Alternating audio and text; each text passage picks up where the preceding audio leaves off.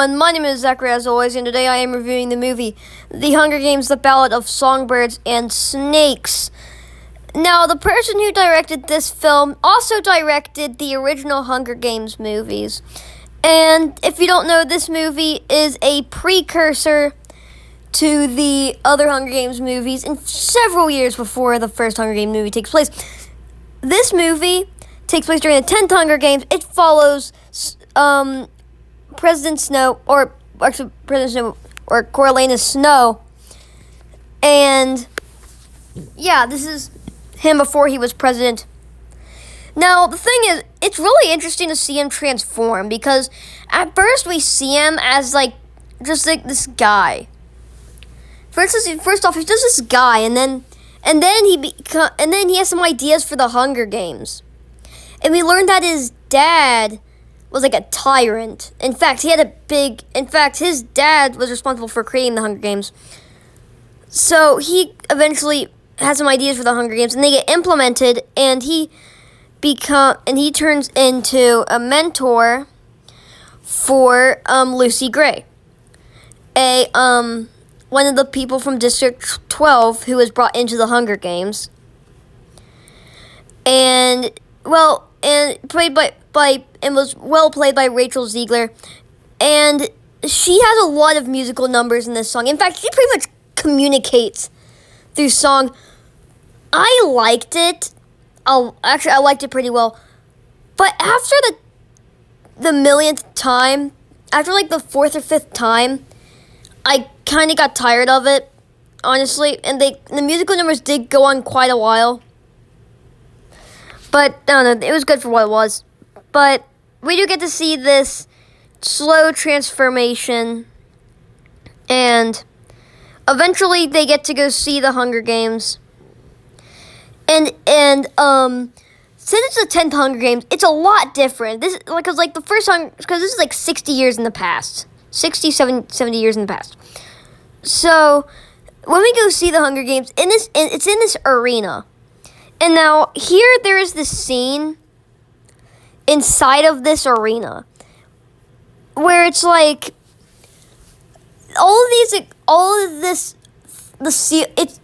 arena was bombed, and then you have all the ceiling, everything collapsing in, and it's just collapsing all on the arena, and it has this slow motion round shot where it's moving in circles around Coriolanus Snow and Lucy Gray. And it's just this weird shot that they did. I don't know, it's a creative choice. I don't know if I like it or not, because on the one hand, it's a cool idea, and I like how they executed it, with a bunch of explosions all coming down around them, and it's just going a circle shot as they're trying to defend themselves from all the stone that's coming from the sky. But on the other hand, it looks super fake. You can tell it looks bad. But for what it is, I think it looks good. I liked it. That's just something that stood out to me as one of the scenes. And eventually, but he wants her to win. He really wants her to win. They have a whole dynamic, and it's a really nice dynamic that actually feels legit in the story. And he's like, you know what, I want these people to survive. I want her to survive. And something interesting we see with Snow's character is we see him transform slowly but surely. By this I mean, we get to see him, he starts off as this guy, and eventually he does some pretty bad things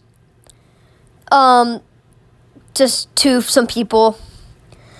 At one point, him and his friend are running away from the people in the Hunger Games as they're trying to attack them, and he gets hold of a stick with a stone at the head of it, and he kind of a oversized hammer, but he slams this little boy's face in.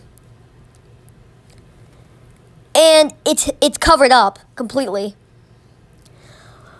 And then later, eventually he will get And eventually, after the Hunger Games takes place, he's banished from Panem and is sent to one of the districts, District 12, to work. And eventually him and the main character run off together, and he kills her. Also is responsible for the death of his friend. But we'll get to that later. But at school, but he goes to this like academy. And a scene I really enjoyed where he wrote a letter to the headmaster of the games, essentially. And it's about some additions to the Hunger Games, like allow people to send in food and resources to the participants. Like, do all these different things to help them to gather people to watch. Because if they don't watch, there's no Hunger Games. So they have to find some way. So they end up he's like, you know what, how about we make these interesting again? But then he has this partner, and his partner is like, but wait, no.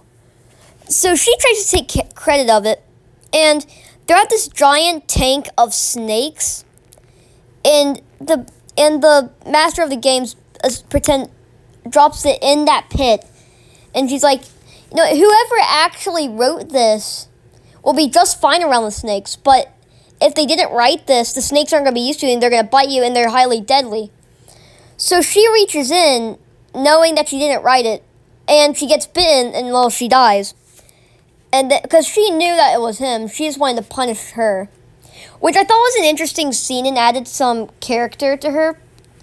But also in general, I thought it was an interesting like test show, like to punish her.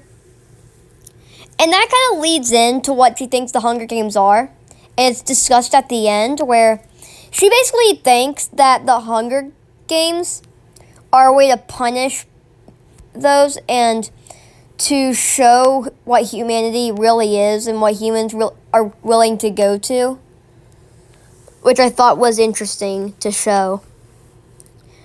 And yeah, I thought, and obviously, we get to see the introduction of a lot of different things that we get to see in motion in the actual Hunger Games movie, which I enjoyed. I did enjoy this movie. A good percentage of it, at least. And I think it was pretty good. But, you may have heard a lot of people say this, but Chapter 3 of this movie, it's split up into chapters, but Chapter 3 of this movie, when he gets banished to District 12, is like a completely different movie. And well, I think they did this to really show the transformation of Coraline Snow, and they really needed to have a different type of story to show how he kind of turns into this monster of a person. So what he does is he's turned into one of the guards of the Hunger Games, one of the soldiers, and he ends up turning on his friend and is responsible for the death of this said friend. And eventually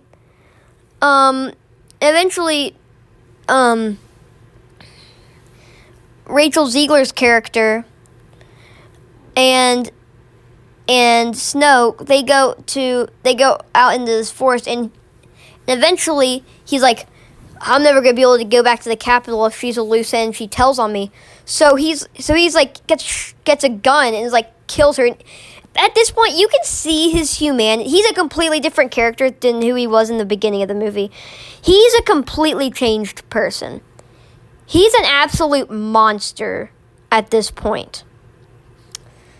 And then we get to see a flash forward to see when he goes back to Panem and he goes back to the capital.